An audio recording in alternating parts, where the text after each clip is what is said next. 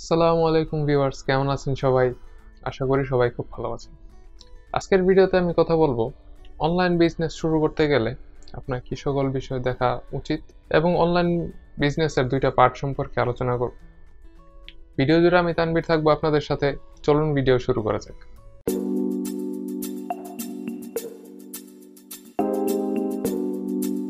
অনেকেই চান যে অনলাইনে বিজনেস করতে, কিন্তু করেন না। অনলাইন বিজনেস দুই ধরনের। আপনি আপনার অডিয়েন্সের কাছে কোনো প্রোডাক্ট সেল করছেন, এটা হচ্ছে পয়েন্ট নাম্বার 1। আর আরেকটা পয়েন্ট হচ্ছে সেলিং সার্ভিস। আপনি কোনো প্রকার সার্ভিস সেল করছেন আপনার অডিয়েন্সের কাছে। আমরা যেহেতু অনলাইন বিজনেস বলতে কোনো প্রোডাক্ট সেল করাই বুঝি, তো চলুন প্রথমে প্রোডাক্ট সেল করা নিয়ে আলোচনা করা যাক। অনলাইনে প্রোডাক্ট সেল করতে গেলে প্রথমে যে জিনিসটা আপনার সবচেয়ে বেশি জরুরি তা হচ্ছে ক্যাশ। কারণ আপনি যেই কোনো প্রোডাক্ট সেল করেন না কেন, প্রথমে আপনার ক্যাশ প্রয়োজন। সেই ক্যাশ দিয়ে আপনি প্রোডাক্টটা প্রথমে নিজে কিনবেন, তারপর আপনি আপনার অডিয়েন্সের সামনে উপস্থাপন করবেন।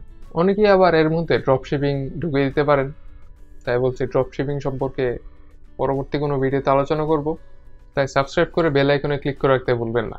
ক্যাশ ইনভেস্টের পরে আপনার যে বিষয়টা মাথায় রাখতে হবে সেটা হচ্ছে মার্কেট রিসার্চ। আপনার অডিয়েন্স কী খুঁজছে এই বিষয়টা আপনার অবশ্যই মাথায় রাখতে হবে। কারণ আপনার ইনভেন্টরি যদি অন্য অন্য প্রোডাক্ট দিয়ে ফুল থাকে যেটা আপনার অডিয়েন্স চায় না, সেক্ষেত্রে কিন্তু আপনার লস হওয়ার সম্ভাবনা অনেকটাই বেশি। তাই আপনার মার্কেট রিসার্চটা করা খুবই জরুরি। Point number 2, marketing. আপনি অনলাইনে যে কোনো প্রোডাক্ট বা সার্ভিস সেল করতে চান না কেন, আপনার অবশ্যই মার্কেটিংয়ের প্রয়োজন। সেক্ষেত্রে আপনার মার্কেটিংয়েও খেয়াল দিতে হবে যে আপনি কতটা মার্কেটিং করছেন এবং মার্কেটিংয়ে আপনার কেমন ইনভেস্ট হচ্ছে সেই বিষয়টা আপনার খেয়াল রাখা উচিত। নাম্বার 3, সেলস টিম বা আপনার টিম যেটাই বলেন না কেন।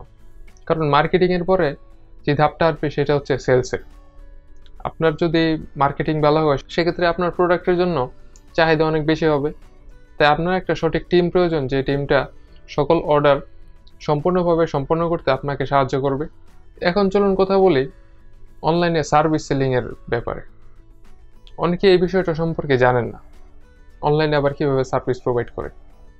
অনলাইন সার্ভিস প্রোভাইড করে এই বিষয়টা অনেকে জানেন না, কিন্তু আমি আপনাদের সহজে যদি বুঝিয়ে দিই সেক্ষেত্রে হবে, ফেসবুকে আমরা অনেক সময় পোস্ট দেখি, আর তা হচ্ছে নেটফ্লিক্স সাবস্ক্রিপশন এত টাকা, ইউটিউব বুস্ট এত টাকা, ফেসবুক প্রমোশন এত টাকা। সেই ক্ষেত্রে বিষয়টা হচ্ছে আপনি কিন্তু কোনো প্রোডাক্ট পাচ্ছেন না। ওই ক্ষেত্রে আপনি একটা জাস্ট সাবস্ক্রিপশন প্যাকেজ বা যে কোনো একটা সার্ভিস পাচ্ছেন অনলাইনের মাধ্যমে।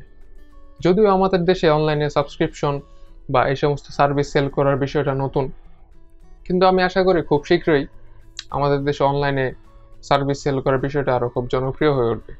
এখন কথা হচ্ছে প্রোডাক্ট সেলিংয়ের মতো সার্ভিস সেলিংয়ের ক্ষেত্রে আপনার কী কী পদক্ষেপ নিতে হবে। আর প্রোডাক্ট সেলিংয়ের মতো সার্ভিস সেলিংয়ের ক্ষেত্রে আপনাকে ওয়েবসাইট, মার্কেটিং, সেলস টিম সবগুলো থাকাই জরুরি। কিন্তু সেক্ষেত্রে আপনার যদি সেলস টিমটা ভালো না হয়, সেক্ষেত্রে আপনার সেলসে অনেকটা ঘাটতি দেখা দিতে পারে। এখন বলতে পারেন কেন? কারণ হচ্ছে একটা প্রোডাক্ট আর একটা সার্ভিস দুইটা ভিন্ন জিনিস। সার্ভিসের ক্ষেত্রে আপনার অনেক অনেক কম্পিটিটর থাকে। এখন কথা হচ্ছে এই দুইটার মধ্যে ভালো কোনটা এবং আপনি কোনটা বেছে নিতে পারেন। আমি বলবো এটা নির্ভর করে সম্পূর্ণ আপনার উপর। কারণ আপনি যদি মনে করেন যে আপনি অনলাইনে কোনো সার্ভিস প্রোভাইড করে ভালো করতে পারবেন, অবশ্যই আপনি অনলাইনে সার্ভিস প্রোভাইড করতে পারেন। আর অনলাইন সার্ভিস প্রোভাইডের ক্ষেত্রে আপনার একটা প্লাস পয়েন্টও থাকবে, সেটা হচ্ছে অনলাইনে সার্ভিস প্রোভাইডের ক্ষেত্রে আপনার কোনো ইনভেন্টরির দরকার নাই, যেটা আপনার কোনো প্রোডাক্ট সেল করার ক্ষেত্রে প্রয়োজন। যেমনটা দেখা যায়, অনেক সময় দেখা যায় একটা প্রোডাক্ট অনেক দিন যাবত আপনার ইনভেন্টরিতে আছে, কিন্তু প্রোডাক্টের মেয়াদ শেষ। সেক্ষেত্রে কিন্তু আপনার ওই আইটেমটার জন্য আপনার লস হচ্ছে অনেক।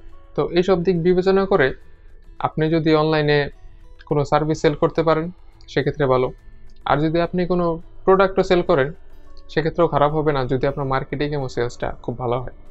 তো ভিডিও শেষে দেখা গেল যে অনলাইনে আপনি যদি কোনো প্রোডাক্ট বা সার্ভিস সেল করতে চান, সেক্ষেত্রে আপনার মার্কেটিং এবং সেলস টিম এই দুইটা বিষয়ে আপনার খুব জোর নজরদারি দিতে হবে। আর পরবর্তীতে কোনো ভিডিওতে মার্কেটিং এবং সেলস সম্পর্কে আরও বিস্তারিতভাবে আপনাদের সাথে আলোচনা করা হবে। আর এই জন্য আপনাকে যা করতে হবে, চ্যানেলে সাবস্ক্রাইব করবেন এবং বেল আইকনে ক্লিক করে রাখবেন, যেন নতুন ভিডিও আপলোড হওয়ার সাথে সাথে নোটিফিকেশনটি আপনার কাছে পৌঁছে যায়। এই ছিল আজকের ভিডিওতে। ভিডিও ভালো লাগলে একটা লাইক দিবেন এবং কমেন্ট করে জানাবেন ভিডিওর ভালো এবং খারাপ দিকগুলো। আজকের জন্য এখানেই বিদায়। পরবর্তী ভিডিওতে আবার দেখা হবে।